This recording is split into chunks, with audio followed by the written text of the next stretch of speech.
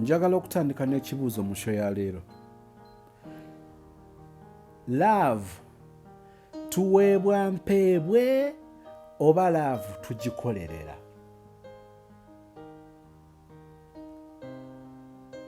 Olaba ensirikiridde. For a long time mu messages mu shows zange, mu shows ezibeera ku channel eno, ndabye abantu ab'enjawulo nga bajja bawandiika nti laavu kisima. Laavu kisima, laavu mukisa, gukwata bukwasi nekikwatirayo, era si ya bonna. Kugamba omukwano omulungi, omukwano omusufu, omukwano ogwa ddala nti si gwa bonna. Neŋŋamba nga mu kibuuzo nti laavu kisima oba kintu kibakolerera. Mu zimu ku topics ze tulina mu maaso awo ne mukadde Kayita, twagala nnyo okwanukula ekibuuzo ekyo. Njala kukikulekamu. Laavu yo eri conditional oba ani conditional? Laavu yo ya bukwakkulizo oba si ya bukwakkulizo? Kankikunnyonnyole tugende ku topic ya leero. Bweba laavu yo ng'eri ani conditional, kanandike conditional. Bweba laavu yo ng'eri conditional ya bukwakkulizo, nti bw'okola bw'oti nkuwa kino, bw'ompisa bw'oti nkukolera bw'enti, bw'onkola bw'oti nga byonna by'okola bisinziira ku oli kyakoze, eyo gye tuyita conditional love, love ey'obukwakkulizo. Love gye tugamba nti eri ani conditional, that kind or that type of love is given freely.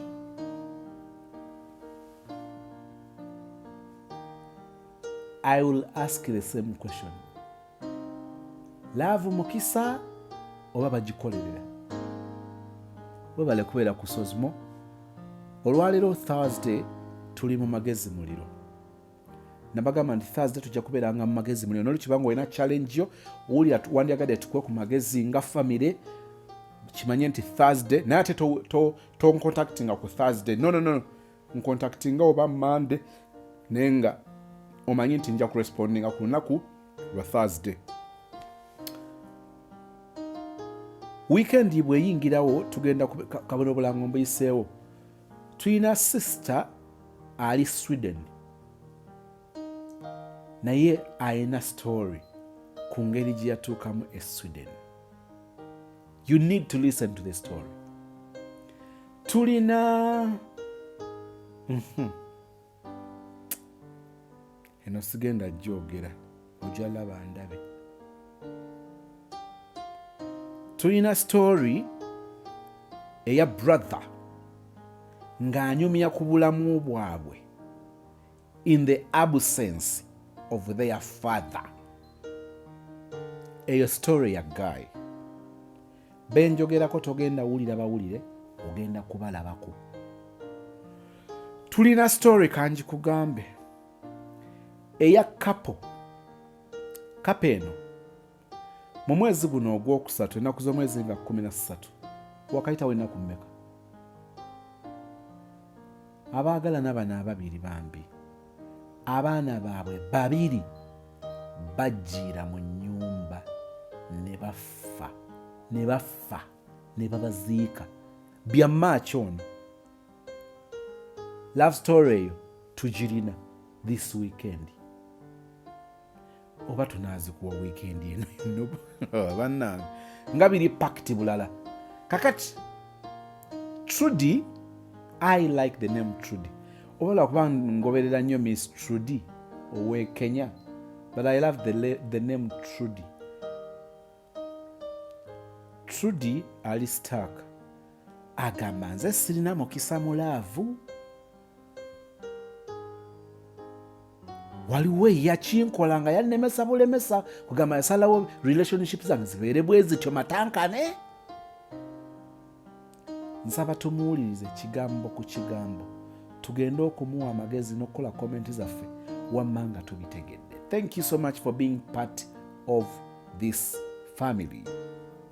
Advice, I think I'm going crazy, or I'm mentally hurt, or disorganized, or what, or sick.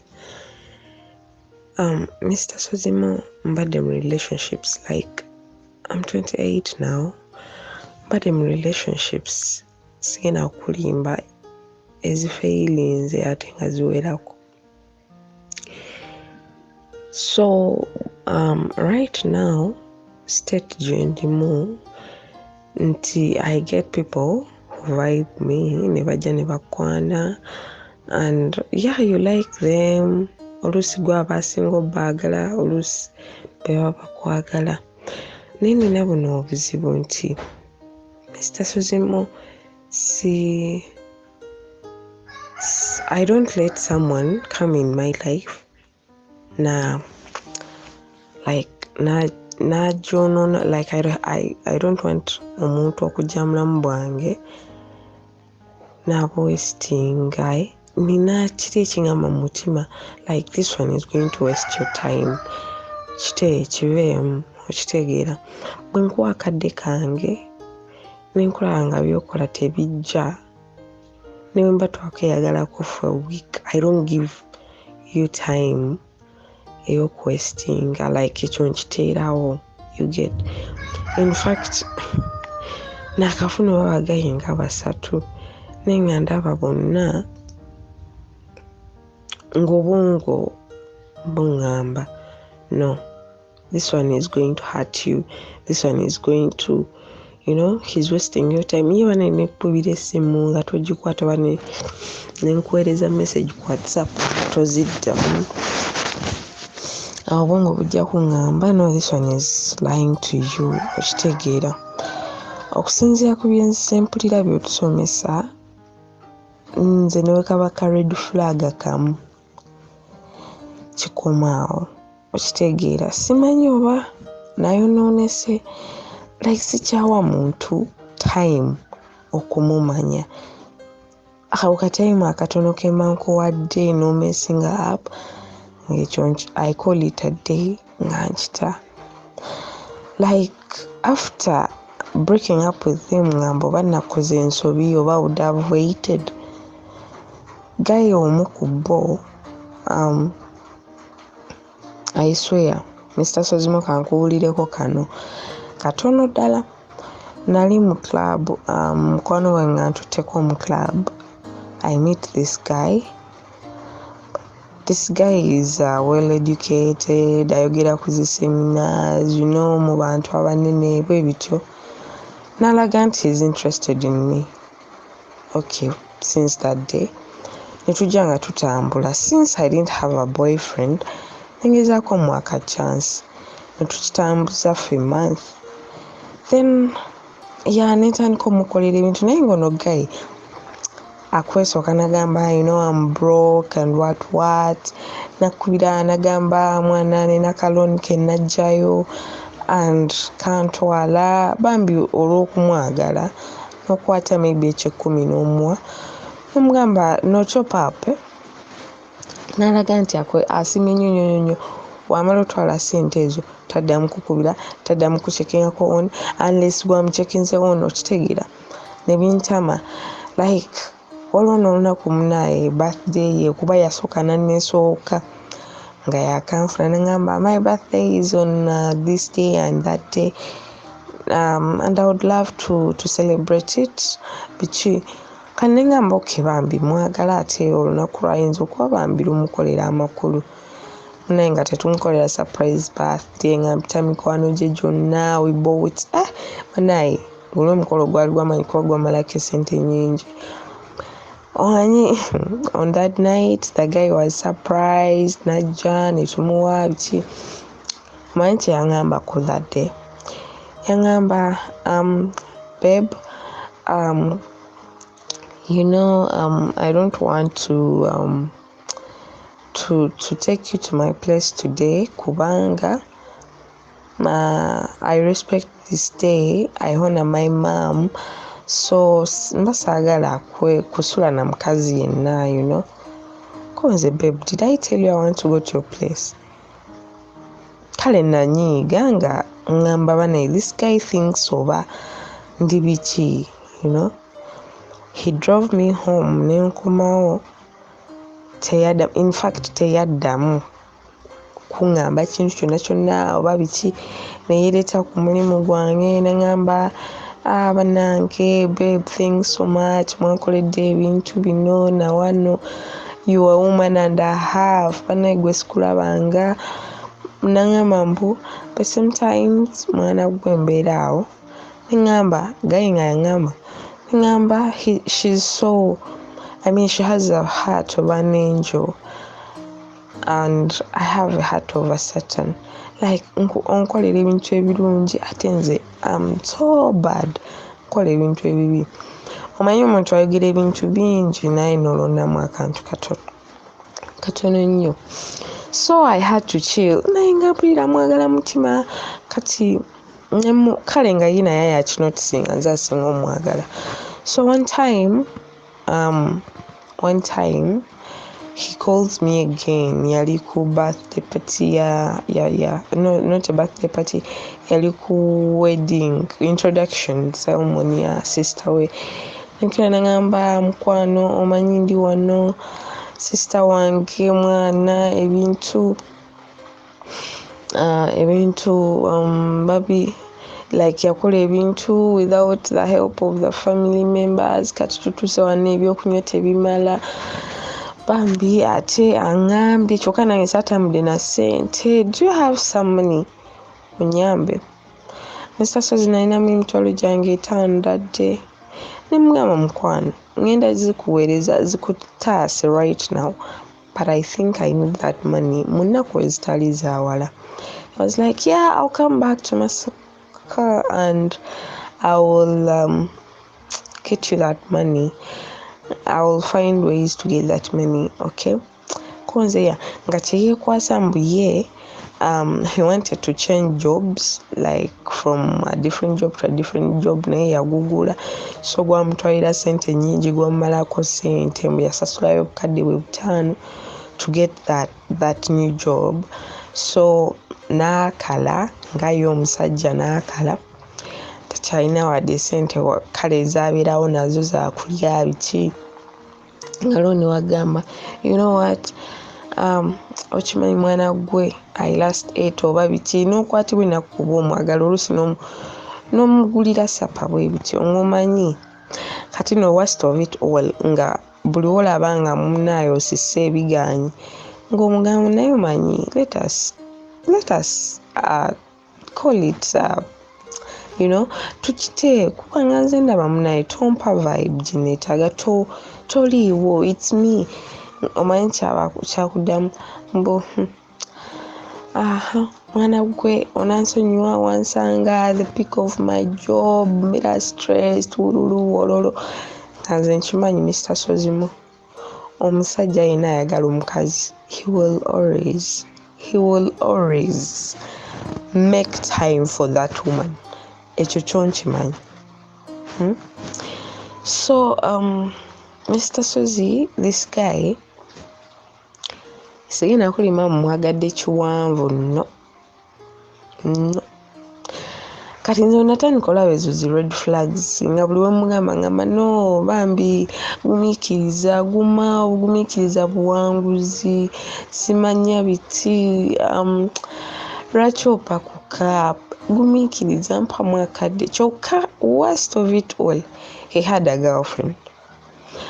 The girl, kyokka nze we yali nebanaye abasajja, he told me he didn't have. Then afterwards mbizuula mikwano gye nti he has someone. Then when he knew nti nali nkizudde, he comes, he tells me, yeah, I have a Muslim woman, naye munange I'm a Catholic, omuwala tajja kukkiriza kukola ki, kukyuka kudda mu Bukatuliki, and I don't want to have kids with a woman ng'abaana bange bali eri, nze ndi eno, amadiini nga tuclashing amadiini. So njogedde erinnya. So Trudy mbadde nsaba okole ki obeerewo mbadde nsaba obeerewo nninde kubanga gw'oli mu katuliki ate nkulaba mu wife material, you know, so nga ngamba nze mbeere ku waiting list in case she's gone nzije. Ne mubuuza kale ne mugamba okay fine, nangamba yeah I have to come, nangamba omuwala talina buzibu bwonna talina kyamu kyankola, but please give me time, I'll talk to her mulage, then I will get back to you. I waited and waited and waited. Nentuuka nengamba no weba minzaani bampunzisa ekimala, so if this guy can't decide, what am I doing even here? Okitegeera. Naye that guy had a friend, a female friend. Oyo omuwala ng'ate nange mukwano gwange kuba namumanyirako oyo omuwala. Oyo omuwala nga buli bwengezaako laga nti I'm in love with the guy, omuwala ateekawo ebbuba kuba nze muntu I'm a chef, Mr. Sozi. Nze muntu afuna pizza ku mulimu or anything like okay let me take for him aliye for supper, okitegeera. This guy like nga buli oba nga nfunye pizza ngeeyo nengitwalira gayi nga kikalaga ebbuba, oba buli mugamba nti no ki ngenda wono gayi nga kikalaga ebbuba. By the way Mr. Sozi, nze oyo gayi just ogendayo nakulaga nti munyumya nosituka n'ogenda, like you don't sleep even at his place oba you don't do anything ekitasukka kunyumya. So Mr. Sozi, the last time I was at his place, okay naturally guy gobeera naye you're standing and talking nenga atunulira abakazi balala abayiseewo oba mugenze out, amaaso ge gabeera ku bantu balala nnyo. So the last time I went to break things naye namukubira essimu obudde bwali bwa kumakya ne mugamba I want to talk to you. Saagala kuhatinga bw'oba oli ku mulimu maybe nekisooka obukulu byali tebimuluma kuba maybe that's what he wanted. Nenze nali mukwatibwe naku ku mutima ngamba I will break up with him, maybe atyankala n'ate ali ku mulimu, so mukubira hey how are you konze ko yeah I'm fine, I would love to talk about something with you, are you free? Ko yeah. Nemugamba kino ekintu nze nkirowoozaako nsuubira si bwe gusooso kikugana mbuuza should are you leaving me? Konze yes I want to end things. Nangamba but by that time I was sick of typhoid, nali mulwadde typhoid, malaria. Nangamba should you use what I tell you, you don't love yourself, like soka weeyagale before loving other people. Kati we olina mulwadde ate oli mukweteeka mu stress ya break up. Oyo guy yali amanyi okunfunira, okitegeera nga amanyi nti if I do this or say that she will become fragile, ajja kunafuwa mutima maybe. Kati when he told me that I cried. Namugamba now kati nzo yagala nkole ki? Nangamba no should I'm going to get time, we meet and talk about it. Konze fine. That day went teyaddamu kunkulira kunchekingako oba oli mulwadde oba biki. I called him in the night. Namugamba are you back home? I want to pass by. Nga mpulira kamunuze nga ndi mulwadde nga nze nasetegeera. Namugamba I want to come and we talk about that. Nangamba I am home, you come. Nengenda. Mr. Sozimo twatula ne twogera ne Guy nangamba Shudi already ogenza okunkyawa nenga mukyawa saagala nenga ndaba munaye nga ndaba tebijja kale nga ndaba nze asika omuguwa ndaba nze ateekamu buli kimu Mr. Sozi, my money, my time, love byonna okitegeera. In fact okuva we nekyawa ne ex wange ne relationship gyemazeemu ebbanga eddene nennaku ebbiri nze nsobola ozikuwa no bwenkulaamu ka red flag konna nga nkuta. So it is becoming a disease oba bulwadde. Ne mugamba olaba mukwano mbadde njagala nkite, maybe nfune omuntu ali serious about me. Omanyi bwe yaŋŋamba niwe nagamba like tonkyawa era olwedde gwe wasazeewo dda mutima naye mbadde nze kye nandyagadde oguma olimbe kale ng'ataddewo embeera eraga nti nze mpakuka like si wa kintu budde sirina bugumiikiriza naye Mr. Suzy ng'otandikirawo ogumiikiriza. The guy has someone amututa obwongo ali nali biza akuula ye takiraga nti akuula naye nga naawe okiraba bakuula okitegeera n'ogamba oke kaŋumiikirize ndabe gayiyo omuntu g'ogulira sapa n'ogimutwalira bambi ng'omanyi n'agitya nga tasoose nakubuuza oba gwe walidde you know. Nebuuza nze ngenda kukolerera n'omusajja. I'm a woman. I mean I have things to do nga nze nange nina responsibilities. Bannaye gwe bagayi bakuula Mr. Suzy yankula akasente kange akesina mu birthday party nateekamu emitwalo nga 4 ogateko zino zaza neewulako ogateko man ono gayi mufere muyaye you know. So Mr. Suzy gayi kola olunaku yaŋŋamba mbu bambi mpaamu akadde tonkyawa nemugamba oke kaŋumiikirize for the last time naŋŋamba bwoddangamu okuwulira ng'eno embeera bwetyezeewo never call me just genda bugenzi toddangamu kale kujja mbu ŋŋambe mbu twawukane oba biki bambi ondekanga bulesi n'ogenda kubanga nja kuba siri wabi nze kale nga mmanyi njogera na muntu olowooza alina effort gye yateekamu wadde ngawe ebyali ate byakendera bukendeezi. So nenfuna someone eyatandika okunjogereza bwe bityo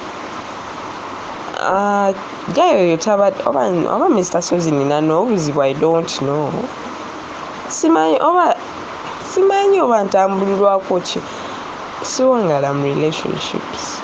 Okay zengezaako wangala kale giba myaka 2-3 then n'otuuka ekiseera ng'olaba omuntu oyo akuzanyiddeko ku mutwe ekimala nga you've pulled drops n'otuuka n'okita like by the way nze siibeeranko na musajja n'akeera naŋŋamba nti nkukyaye no. And Mr. Suzy I swear I'll never stop being a good person, a good-hearted person in this world just because someone hurts me, just because people are bad. No, nze nkola what I meant to do. So he even one time told me, you're so good for this cruel world. Abantu babi naye gwe olina omutima omulungi. Why? Enensi nawe inagiraga kyekulaga ne mwana. I'm not going to turn into a bad person just because someone is bad or the world is bad.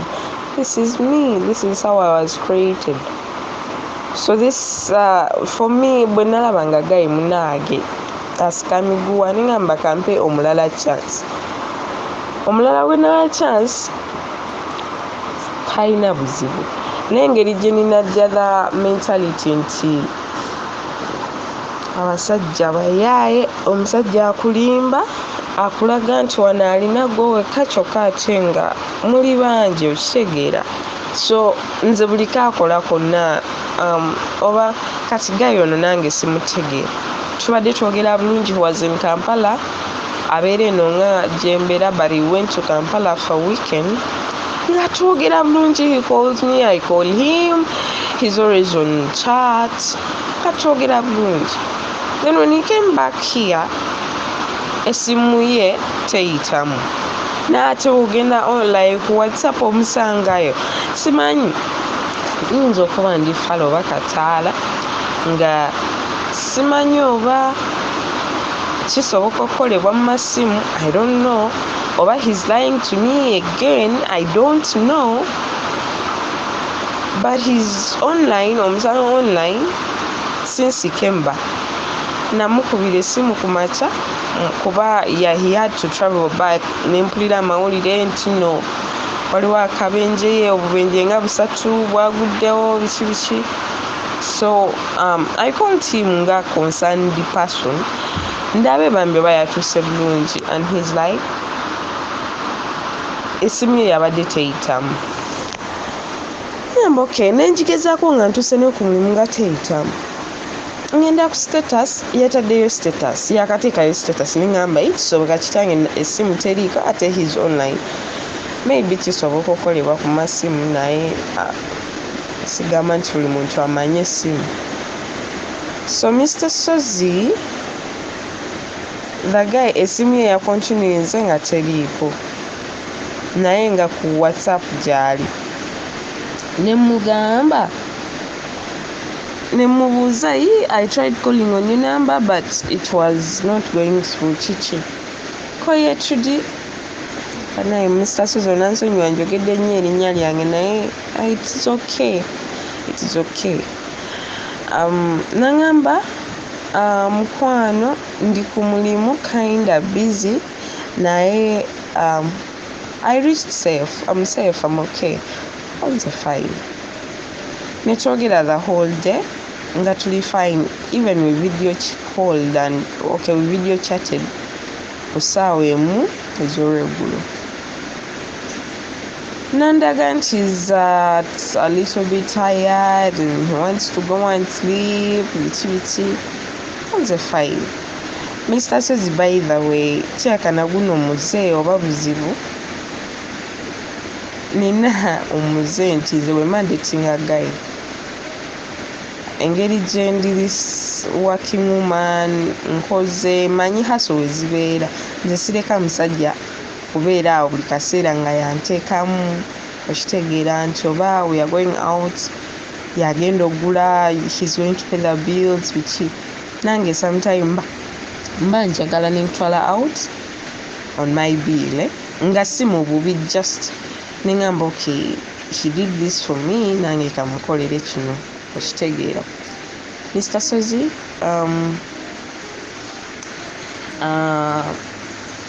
so this guy newengezaako mulaga nti we have to meet, and I've taken long okusinziira we nasembayo mulaba, kabambi simulaba musajja wattu. Kati nengamba okay Mr. Sozi, nengamba okay kamulabe, kangende mulabe, kale njagala mulabako, yabadde yakava Kampala, njagala mulabako, like we sit and talk, manye kuba nze kati Mr. Sozi okusinziira ku byotusomesa oba byotugamba, okusinziira ku love stories zempulira njize bingi, like njagala mutuuze twogere, naye okusinziira ku byanaŋŋamba oba byananziramu mwezi emboozi wojja okumanyira oba he's serious about me or not. So guy, yesterday ntuuka ewaka kuba twasemyeyo nga tetuli on the same page, tulina kale byetwayogeddeko nga bihatinga, naye nze yasemyeyo nga I'm hurt. So he was like, I'm sorry if I hurt your feelings, which nenkomawo ewaka nemukubira essimu nga teyitamu. Then ngenda ku WhatsApp musanga ali online, nga naye yantereddeyo message, hey babe, are you home? Nemugamba yeah, I'm home, naye nageza okgenda ku WhatsApp nga wayiseewo something like an hour nga nkomyewo ewaka. So mugamba yeah, I'm home. Nangamba babe, ate yanzizeemu. Nemugamba are you sleeping? Nga mulaba ali online, wavaako waddako. I even tried calling him on WhatsApp ng'eyitamu nga tebagikwata. Nemuweereza nemugamba okay, kirabika weebase sula bulungi. Kati then I thought today morning ajja kubazeemu naye tannaziddamu. Simanyi oba nze yamunyiziza. Omanyi omuntu okuleka ng'ohanginga nga tobimanyi. Kati ngamba omutima guŋŋamba he's also playing me oba he's lying to me. Naye sigenda kulima Mr. Sozi for the time gye mberedde naye. Kano akabanga akatono, in fact ziringa 2 weeks. I know it is too early to judge. Naye he's there for me, like abaddeho. Simutegeera atandise okukola ebintu bye sitategeera. Kye neebuuza nkibuukemu nkite like, but am I always going to be doing that? I mean, neebuuza like omutima obwongo buŋŋamba don't give time to people but wasting obudde bwoyo, your love and your care, your true heart abantu bagizanyireko. Then again ngamba, but am I even okay? Lwaki abantu sikyabawa budde bwange? Mr. Sozi nzeba, I have been hurt mu relationships ng'abantu ba taking advantage of your good heart, your good soul, your good you, nga people don't want to lose you because you're good. Ne bakuzibira emiryango abalala baleme kujja because they don't want to see you with other people. Baba baagala bakwesigaliza, omanyi bannakyemalira, like they want you to be in their lives because you're too good. Naye nga in actual senses maybe even they're not in love with you, that they just want to use you because of that good person you are. So Mr. Sozi, I feel like giving up. I'm in a relationship nakatandika for 2 weeks. I swear I want to give up. I just don't want to stress. Njagala omanyi waliwo wano wagambye waliwo gayi eyali akoye abawala b'e Dubai nga omugamba bambi nange yo love story yankwatako neŋŋamba tuli eno tunoonya people who are true and worthy people gw'osobola ogamba ngenda muyiirawo omubiri, you know, kale oyo gayi bannaye yankwasinaku n'oteeka ssente mu muntu n'omutwala e Dubai nakola ebyo ebintu. We are here nga walai totutadde namu bane abawala gye tuli nga tayagala kimuli kya gayi wabula ayagala love. Yes, tuba twagala sente siganye naye nga you don't after money, you're just about, you know, omuntu yakufaako, omuntu akuleetera feeling worthy, omuntu akuleetera feeling loved, bannange okitegeera. So when I read that love story of that guy ningamba bannange ne bagayi gye balinga basaffaringa, lwaki Mukama tatusisinkanyisa abantu bwe bati? Nze bannange ntomedde buli gwembeera naye ntomera butomezi. Natuusa ekiseera nga munaaye nakooye n'okuwestinga a minute mu relationship ng'omuntu oyo akola ki? Agenda kunyumya bwongo. Mr. Sozi nabikooye. Mr. Sozi advice gye mbadde nsaba, ndi mukyamu okubeera nga sikyawa na muntu any minute to waste my time, you know, ng'omuntu oyo sikyamu like banenze sigenda kweninga single and alone for the rest of my life kubanga banaye bagayi bayaayi balimba gayi abeerawo naye nga abalina mulinga 8 like ngono wa mukyawa, you know, bagayi balimba. Mr. Sozi everywhere you go. Mr. Sozi tetukyalina abantu betwesiga. Nze simanyi oba Katonda agenda ova muggulu andage nti wakyaliyo abantu abatuufu, simanyi. Ne Mr. Sozi bagayi balimba, iso abagayi batulimba bannange. Nze simanyi nafunye ekirwadde sikyesiga muntu, like sikyesiga basajja.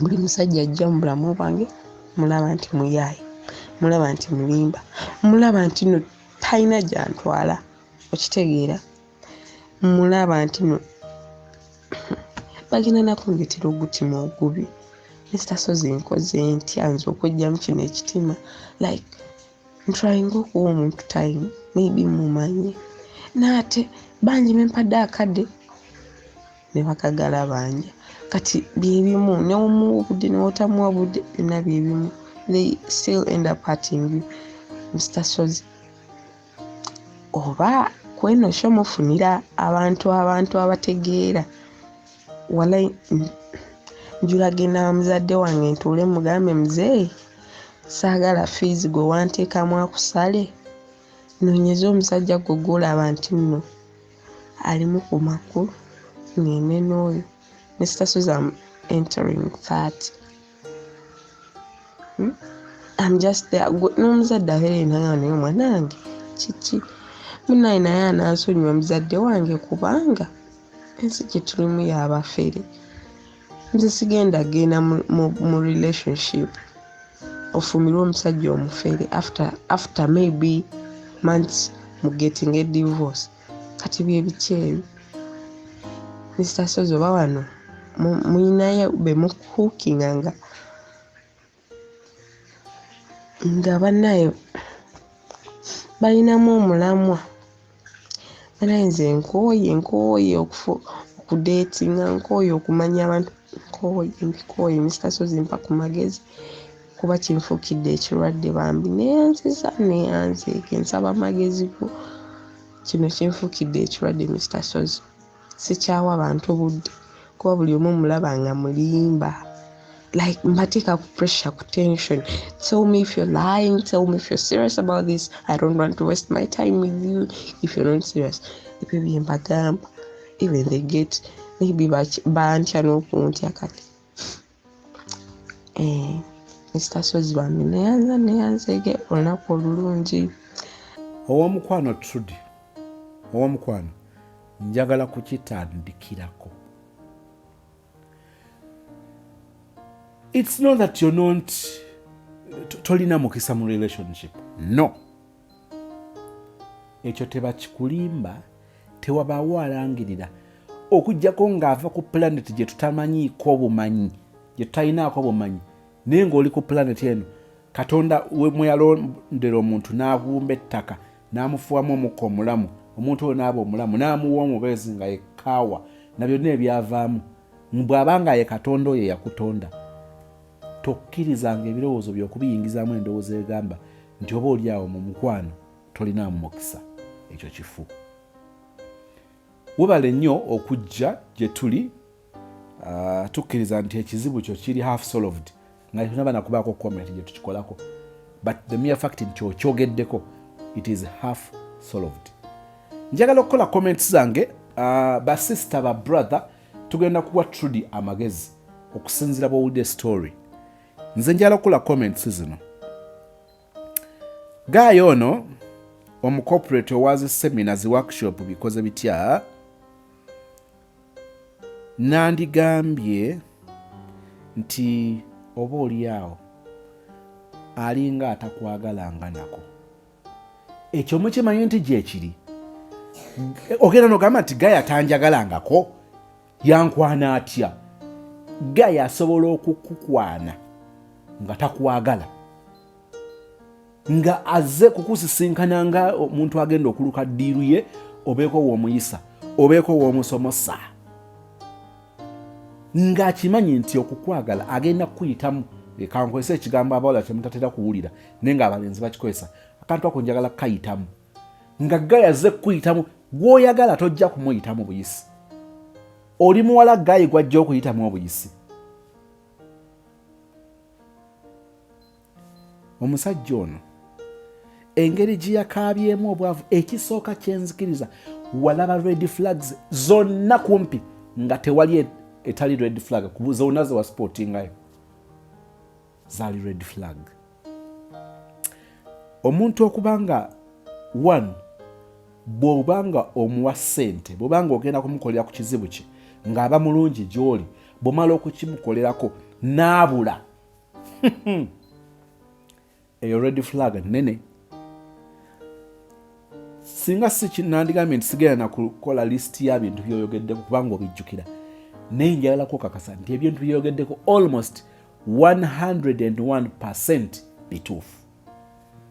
So we are here to confirm nti gayo wagenda okukibuukamu nga bituufu, okumanya byali bituufu. Gayo ogenda otya okumugamba nti to breaking n'akugamba kale ne bwe nandigambye nti tonkyawa oba tetuwaawukana era kigenda kubanga kyekikuli mu bwongo era final oluusi ondekewo. Oyo Gayi bw'ogendanga Gayi okumukyawa naaba nga teyeesika. Abatonotono ate tekiri nnyo ku balenzi, kiba nnyo ku bawala. Omwana n'ogenda mugamba, you know what, I am breaking up with you. And she's like, oh my goodness, thank you so much. Thank you, God bless you. God bless me, what? Why? You know, I was fighting. I was looking for the best way, best time, best location, best mood. Bichi mwenkugambira nti to breaking nga tokiŋŋamba. Nga ntyo kikugamba, nga ntyo kukumenya omutima. But thank you. Naye nga mu mutima asirira. Kati Bagayi okukugamba ekyo kyeyakugamba, okumanya kyali kikakafu n'ebyavaamu bwe mwakola ddiiro nti kati agenda kukyusa, bw'olaba takyusizza toddamu mukubira, toddamu kukola ki obwake. Kyova olaba bwe mwagenda ku ddiiro eyo, bannange Gayi teyakyusaako n'akamu. So, your decision to move on, ekyo kyekyali kikola. Kakati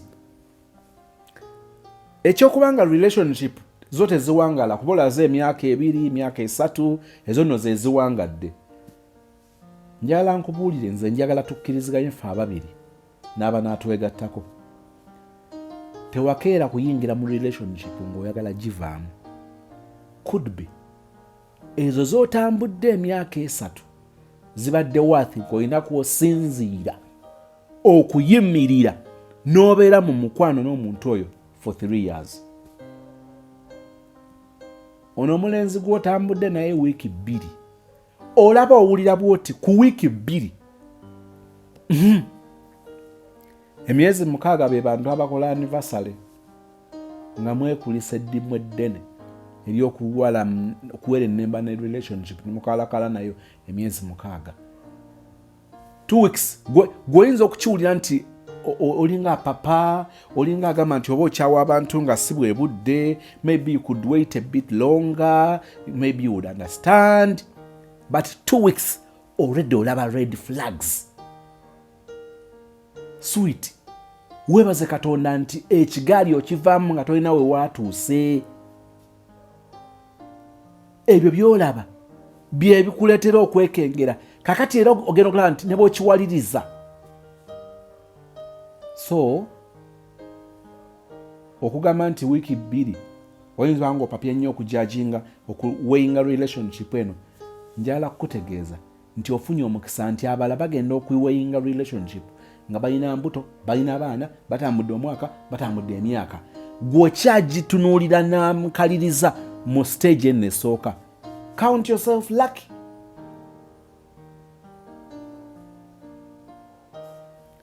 Waliwo ebirala byendabye ku Gayi ono bannange, njala bagatta. Gayi yali selfish. Bannaye ne Gayi agamba omuwala nti birthday yange yanaku bwe luti, nandyagadde ogikuza. N'amala n'avevenga, kankwesa ekigambo okuvevenga. N'omukolera birthday obusente eri abawulidde 40 ne balowooza ne ngamba 40. Yes, I have talked to many. Olinga aspendize $5,000,000 mu birthday y'omuntu, $10,000,000, $2,000,000, $3,000,000 ku channel eno. Ebimu tebijja buzi wano nti anabagamba nti waliwo neyaspendinga $1,000,000 yaga. It's love. So ono $40,000 ezo nyingi ku ye, era n'abasikkiriza nti ezo nyingi gye tuli nga tukkiriza nti nazo nyingi zibatakusalidde. Gayi n'akujjukiza birthday ye n'ayagala mugicelebrating n'amaana n'akugamba ntagenda kuspendinga nawe that night, amazaalibwa awulira ng'omuntu ow'omuwendo mu bulamu bwe alina kuba maama yasula wa nnyina, yasula ayonka nti yadda ku bbeere oba baamuzza mu kyogero. Kakati oyo ye peregesi wa butomboy n'osanga gayi nga olowooza nti yakula naye nga takulanga. That is a lame and a silly excuse gye yakuwa. A lie. Kakati bamaba mikwano. Nsaba tutandikire wano. Sister, kyenjagala okukakasa kiri kimu nti obulimba relationship kogivemu nga ya wiiki 2 okusinga okugivaamu nga ya myaka 10 ng'ekulekedde ebisago. Is it common in Uganda omuntu okugamba nti yaspendinze $5 million to buy a job? 5 million to buy a job? It is not common here. Not common. Okubayinga omulimu aba yagufuna dda. Ne gayi mwavu naye akusiga ekifaananyi ekyokuba ng'alina ssente kugamba nga akulowooza ssente by'omukoledde si by'amaanyi nnyo abisobola just bimukuttemu bukwasi. Kati okuwa ekibozibozi omanyi nakaspendinga miliyoni ezo $5 million okugula omulimu kati ndi mwavu nenja kivaamu. Olwo olwegaggaso lw'obulenzirenzi. Kwesoma. Mujjukira omuwala gayi yali asaba omuwala $5,000 naye nga amugamba nti alina sente zasuubira siri kyerabira. Alina sente zasuubira oba zaali mu bukadde oba yalina looni gye yali aprocesinga looni naye nga erimu biliyoni bwe mba seerabidde. Kakali n'olyoka otunuulira kawagga waffe ajja afera nalumaga ng'amusabayo $5,000 naye ng'asuubira looni just processinga nekino siri kyerabira. Omanyi bwe mba nsaba looni saagala busente ali mu biliyoni gy'ayogereramu naye asaba omuwala $5,000. Yes, kiyinza okusoboka naye njagala okukutegeeza. Ojjukira omukyala eyagambye nti waliwo oba wabadde owulira waliwo ababadde bajja nga balaga nti baagala muyamba naye nga bajjidde mu niigiina ng'ate balaga basindikiddwa ekitongole NGO ate eri international. Kati oba nayo baba bazenga bambega nga bano abagamba nti baagala balaba oba weesiga abantu kikemo kikaaki ekyo ky'otuusaako omuntu. Sister, that was a lie.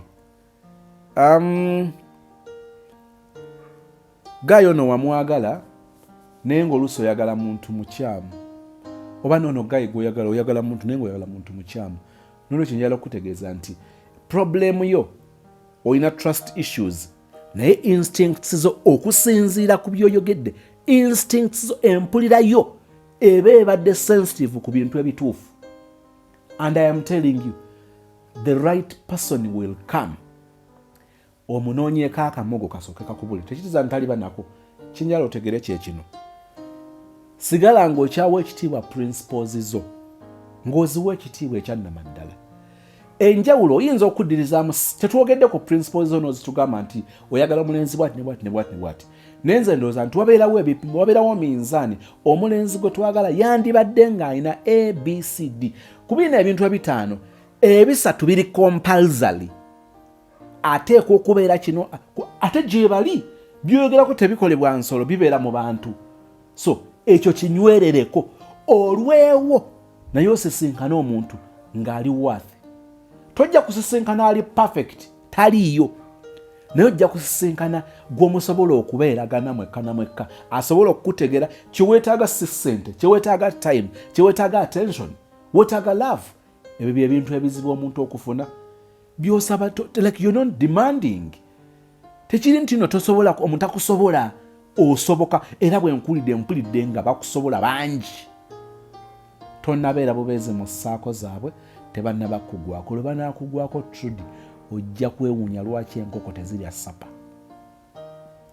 Bamikwano abalala nsaba tutandikire wano tuyambe sister waffe ku butya bw'ayinza okukwasaganya ensonga eno. Trudy, Miss Trudy, tolina buzibu n'akatono. Tolina relationship gye wasuulawo oluvannyuma mu butuufu mu mazima amasengeji n'ozuula nga wali mukyamu.